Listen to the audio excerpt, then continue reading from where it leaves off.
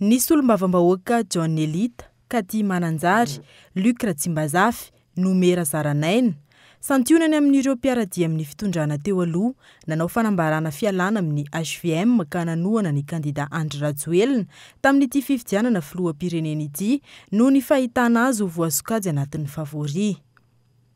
Tany amin'ny fiandohany volana Oktobra, nanao fanambarana miezinezina tany amin'ny toerana iadidiny nisy olombavambahoaka ny Fianarantsoa, Nomera Zaranaina, fa tsy nahitana fahombiazana ny fiarana tamin'ny fitondrana teo aloha ka nanapa-kevitra ny tenany sy ny fikambanana tariny fa anohana tsy misy fepetra ny kandida Andry Rajoelina, kandida izay amafisiny fa favori.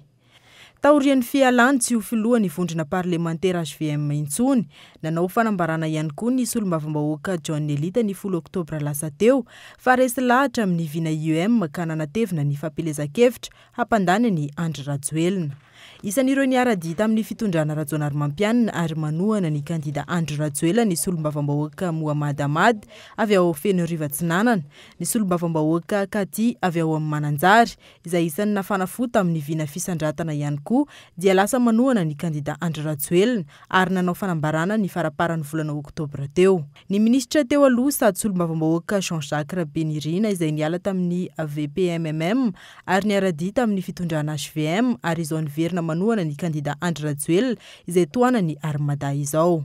Ny tombona eto ny filazana fa ho rendrika ny sambo ary samy manao izay ho afany ny mpanao politika. Eny anivony ny antoko politika samihafa, tompona andraikitra eny fotony samihafa toy ny ben'ny tanàna ihany koa, tsy karotra ny fisian'izay fiovana loko politika izay.